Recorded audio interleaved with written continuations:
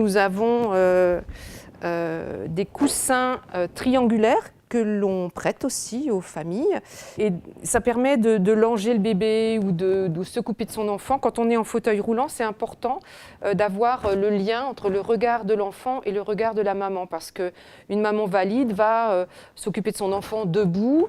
Et si on pose l'enfant à plat, son regard va être automatiquement dirigé vers le plafond.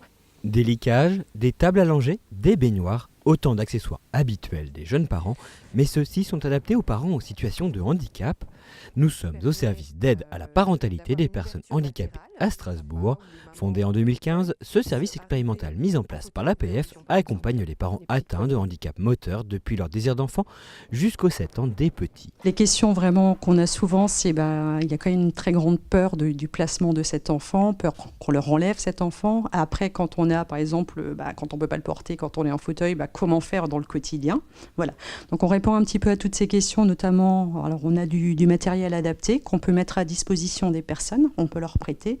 On est également là pour faire le lien avec les PMI pour assurer en fait tout ce qui est en fait service d'aide sociale à l'enfance, puisqu'on est derrière, on connaît le handicap, on va tout à fait adapter cet accompagnement, rassurer les mamans qui ont, j'ai envie de dire comme toutes les mamans, les questions qu'on peut avoir lors d'une première grossesse. Évidemment, la maman a le libre choix d'aller accoucher où elle souhaite. Longtemps tabou, voilà quelques années que les questions de sexualité et de parentalité des personnes en situation de handicap se posent au grand jour. Au conseil départemental, on a choisi la date symbolique du 14 février pour organiser une rencontre débat autour de ces thématiques. Dans les travées, des professionnels, des chercheurs, des familles et bien sûr des personnes en situation de handicap. Et c'est un chemin où on avance pas à pas. Il y a encore quelques années, on ne parle pas de ce sujet qui est très important, mais aussi sensible, mais qu'il convient néanmoins d'aborder, puisqu'il est important autant pour les tuteurs, les parents, et surtout les personnes en situation de handicap. Aujourd'hui, l'objectif d'éliminer toute discrimination à l'égard des personnes handicapées dans les domaines de la vie sentimentale et familiale est globalement partagé par les acteurs du handicap.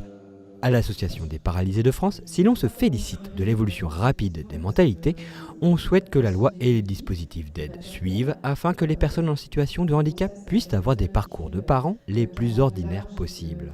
Actuellement, malheureusement, on accompagne les personnes en mettant en place des systèmes un peu extra-légaux, dérogatoires, pour accompagner notamment les mamans qui rentrent de la maternité avec des enfants dont elles ne peuvent pas techniquement forcément s'occuper. Mais c'est très compliqué, donc on souhaiterait que ça soit étendu à cette question de la parentalité, mais pas qu'à la naissance de l'enfant juste après que le bébé soit né, mais aussi sur toute l'avancée en âge de cet enfant qui doit avoir un parent en capacité de l'accompagner sur ses activités, dans ses lieux de vie, dans des clubs sportifs, aller dans le bureau des professeurs dans les collèges.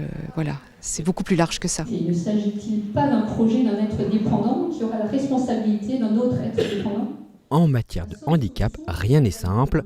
Pour les personnes en situation de handicap mental, fonder une famille peut les mener dans des situations complexes et délicates à gérer. La maman d'Amandine était elle-même handicapée et jugée incapable de s'occuper de sa fille. Ainsi, Amandine fut placée très jeune en famille d'accueil et n'eut que peu de rapport avec sa mère. À peine quelques heures par mois, accompagnée de professionnels. Ça m'a manqué, j'ai peur que ma maman ne m'aimait pas beaucoup quand j'étais jeune et ça me faisait mal au cœur. Ils l'ont retrouvé et que je vais... Aujourd'hui, la jeune fille est en train de reconstruire la relation avec sa mère et dort un week-end par mois chez elle. Pour Annie Rué de l'association Travail et Espérance, l'histoire d'Amandine illustre bien une des problématiques qui touchent les personnes en situation de handicap mental quand elles ont des enfants. Souvent, c'est un enfant du partage. Beaucoup de travailleurs sociaux tournent autour de cet enfant et on oublie de laisser aux parents la possibilité de choix et de décider ce qu'ils veulent vraiment pour l'avenir de leur enfant. Que ce soit par exemple un placement en internat scolaire, on pense au bien-être de l'enfant sans se soucier de la vie des parents. Et en fait, j'ai l'aîné qui est en famille d'accueil depuis l'âge de... Pour Camara, être parent, c'est un combat quotidien, plus que pour beaucoup d'entre nous. Mère de 2 enfants, elle élève sa fille cadette à domicile, mais son fils aîné est lui placé en famille d'accueil. Il y a eu des petites complications après la naissance de l'aîné, donc ça a été un peu de trop. Puis après, j'ai fait une dépression.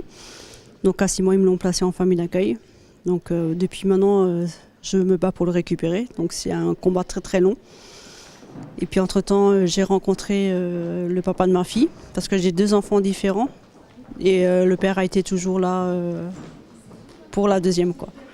Et j'ai le placement à domicile, ça veut dire qu'il y a une éducatrice qui vient 1 fois par semaine à la maison. Merci beaucoup, Camara.